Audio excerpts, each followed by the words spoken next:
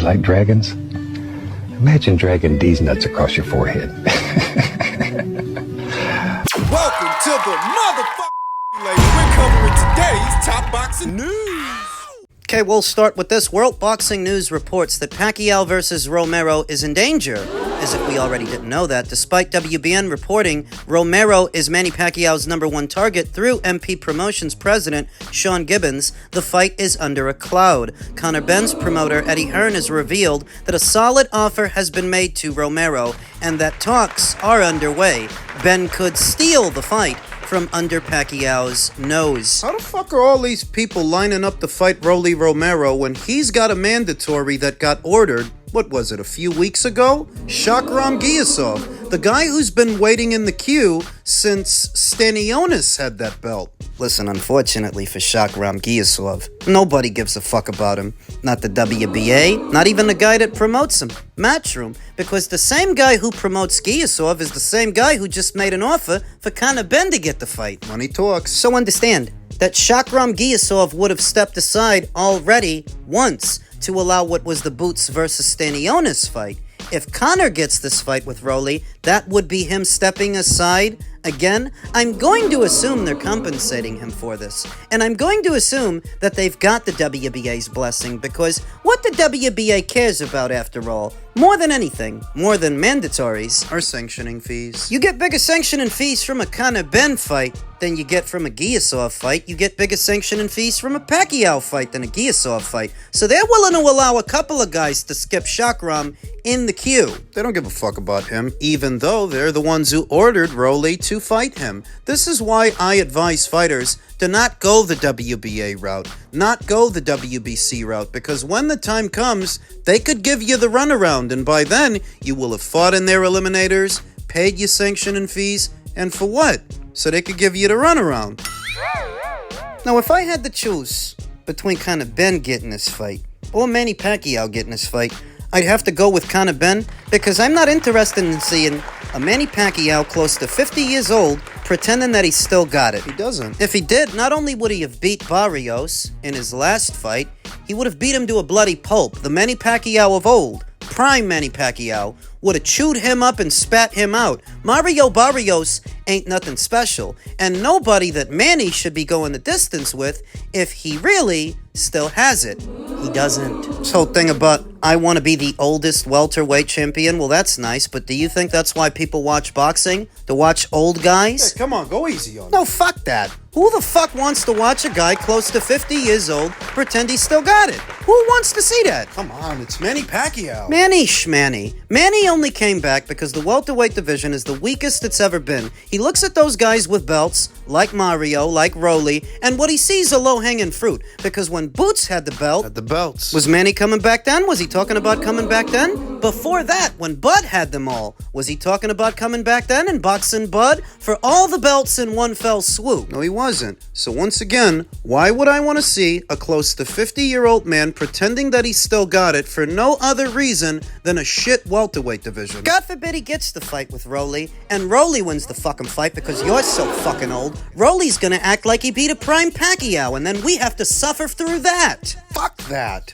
Fuck his comeback. Why don't you go sit down somewhere? Jesus. I would rather Conor Benn get the fight for the reasons a boxing fan watches a boxing match, because I think it'll be more entertaining, more violent. The fighters are closer to their prime years, their peak years. There is the intrigue that Rolly Romero, while limited, he's been at welterweight all this time, whereas Conor would be dropping down to that weight. Back down from 160. How many years has it been since Conor Benn actually fought as a welterweight? 3 going on 4? It's been a while. So it's intriguing because Conor Benn, being as strong and as explosive as he is, having not fought at this weight in such a long time and dropping back down after all these years, it could scupper his punch resistance to where if Rolly lands clean, Rolly might take him out. And that's intriguing. More intriguing than watching a 50-year-old man bounce around the ring pretending that he still got it when we all know he doesn't. What about Giyasov? What about the order from the WBA? And what about the Mayweather rematch that Manny Pacquiao was said to be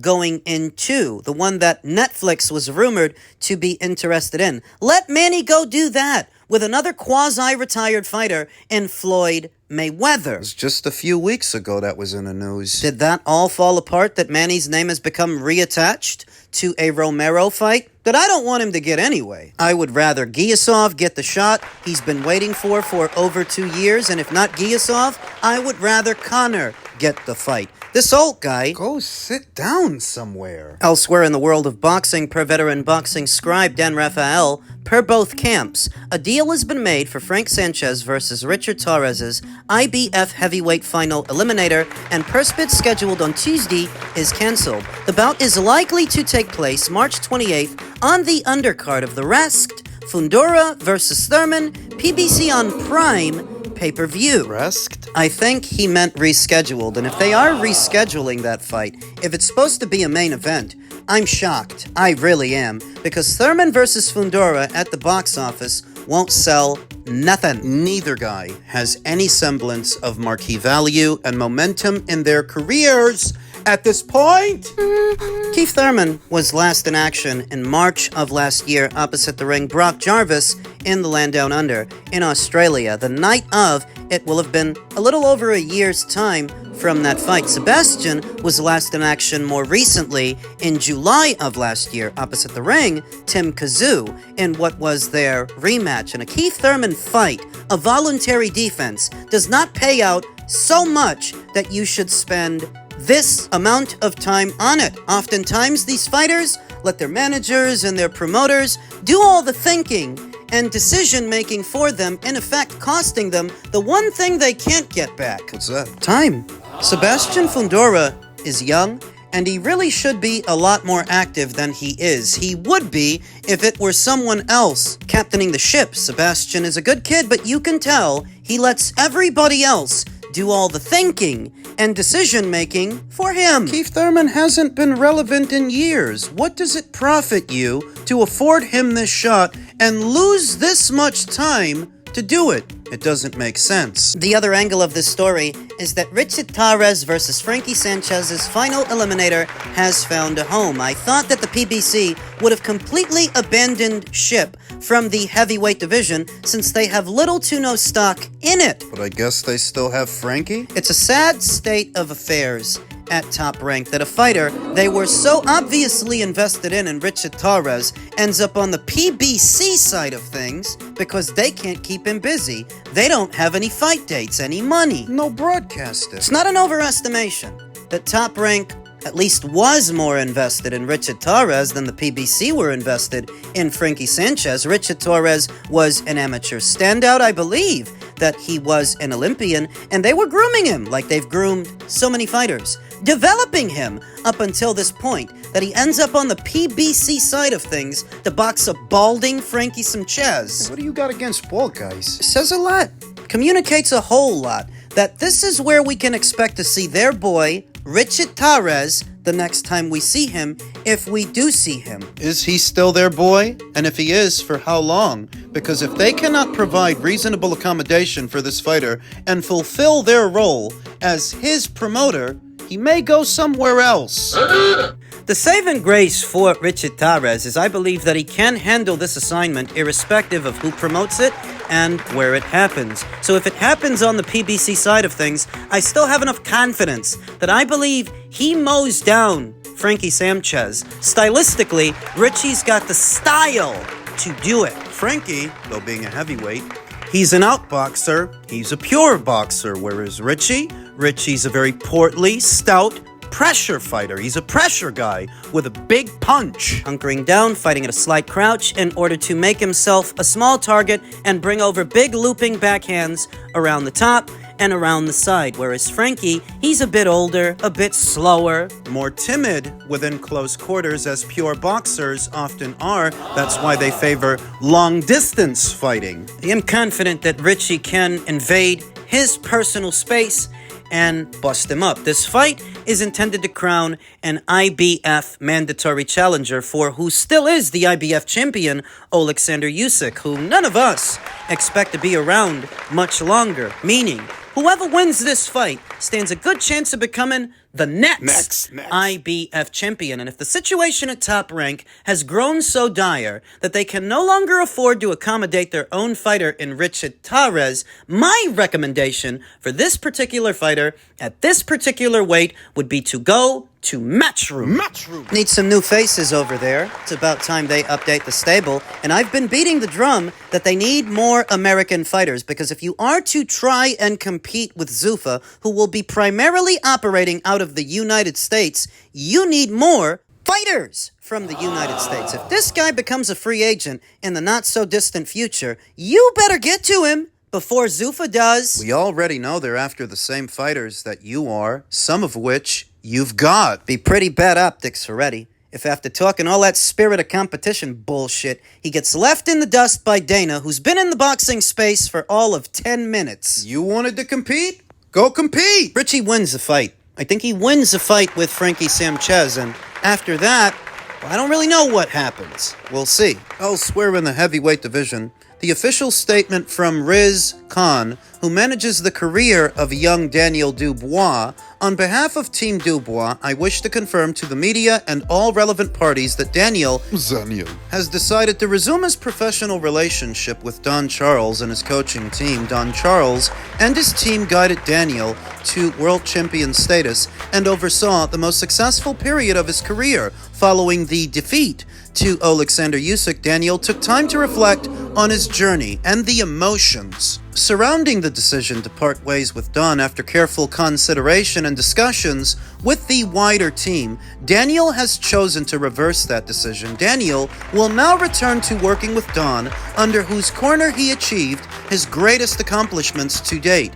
Further fight news to be announced in due course. A wise decision, because I always felt that of all the guys that have been in Danny's corner, Don Charles was the best one, with his best intentions in mind, and I feel like Don understood him, say more than Shane McGuigan or Tony Sims would have. Tony Sims was supposed to be taking over responsibility of training Daniel. That didn't last long.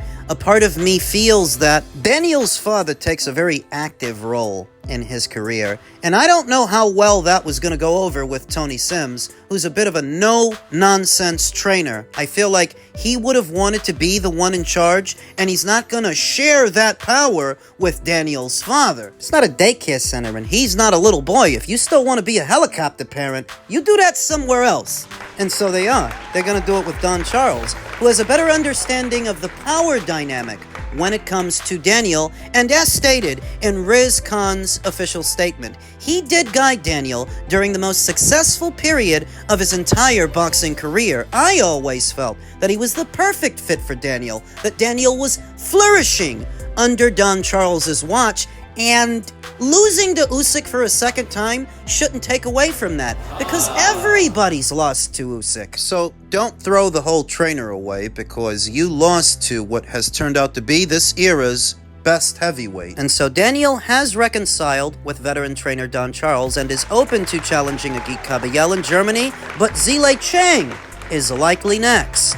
The return of former IBF champion Daniel Dubois is closer to being finalized, with China's giant Zhilei Zhang, the man most likely to be in the opposite corner. Sam Jones, Dubois' manager, is the man tasked with making the moves behind the scenes for the 28-year-old, who is now 22-3 with 21 knockouts and one of the biggest punchers in the world and one of the most entertaining heavyweights in the world, which matters a whole lot. As Daniel Dubois enters the next phase of his career, he does so alongside his old trainer, Don Charles, which I just mentioned. And when you think about it, if Zhilei Zhang really is going to be next, that's not the fight where you want to be experimenting with a new trainer. He'd been working with Tony Sims, but has now returned to Charles, who was hurt when Dubois left him following the rematch defeat to Alexander Usyk last July. There's been talks to try and make Zhilei Zhang against Dubois, which Frank Warren has highlighted, so we're actively trying to make that happen, said Sam Jones. We are actively now with Frank Warren trying to get Daniel back into the ring pretty soon. He's ready, he's back in the gym, and he's raring to go. He's ready to fight now. It looks like London in April. It could happen. Possibly yes, Jones said. We've got to speak to Frank Warren again this week, but that is what we're looking at. Yes, Boxing Scene understands that Agit Kabayel, who holds the WBC interim heavyweight title, is being lined up for another Germany outing with an English opponent likely. Would Dubois take that bout? It hasn't been offered, but we would 100%, said Jones. Daniel wants to fight Kabayel. He would love to fight Kabayel in Germany because, let's face it, Daniel against Kabayel is not going to points, so we won't have to worry about any judging decisions. That's a fight between 6 to 8 rounds, in my opinion. Wait a minute, didn't Sam Jones used to manage Joe Joyce? Yes, he did. And when he was managing Joe Joyce, wasn't that around the time that Joe Joyce submitted Daniel Dubois, forced him to take a knee, forced him to quit? Yes, it was. But boxing is a funny old game, to where the same people that were working against you one year could be working with you in the next one. Think about Joe Goosen and Ryan Garcia. They used to work together. Now Joe Goosen is training Mario Barrios to beat Brian. Wow. Sam Jones managed Joe Joyce at the time that Joe beat Daniel, and now Sam manages Daniel. Daniel Dubois would love to fight WBO heavyweight champion Fabio Wortley, but again, Fabio's the boss of the situation because he's the champion, and he's going to decide who he fights as a voluntary, but we're there. Daniel Dubois would love to fight Fabio, he'd love to fight Agit Kabayel, and if Zhang fights there, look at Daniel's CV. It's one of the best out there. He will fight anybody. Daniel has not boxed since his second loss to Alexander Usyk last year at Wembley. I will say that on the heels of a knockout loss, Zhang is hardly the ideal fight to put Daniel in, but I think that Frank Warren and Queensberry are past the point of idealizing situations for a 28-year-old Daniel Dubois who's coming off his third professional loss. This reads like a sink or swim fight to me. You know, both fighters are connected to Queensberry. Sink or swim, loser leaves town. It's that kind of situation, and so you can't trust a new guy in a situation like this if you're Daniel. Tony Sims, who doesn't really know you, not as well as Don Charles does. I mean, that's why I think they brought Don back, because with Don, you know what he can bring out of Daniel. The best Daniel that you've ever seen. Daniel. Him versus Zhang is a 50-50 fight, and I've said that already because Zhang, while being many years older than Daniel and not having the best engine, for the first 4 or 5 rounds of a fight, he's very dangerous. And Daniel, at his very best, is aggressive, stepping into his punches, standing in front of a guy and going for it. Zhang, Danny needs to measure his approach, at least in the early goings of that fight, when Zhang is more dangerous. Drag it out to the middle, round 6, 7, then you go in for the kill. And for that, Danny needs a corner he'll actually listen to. That's Don Charles. Set to go down in April, that's what Sam Jones said. Coincidentally, that's when Deontay Wilder's supposed to be battling Derek Chisora in London. Are these cards scheduled to go head-to-head? Wilder versus Chisora on Sky, Zhang versus Dubois on DAZN. We'll see.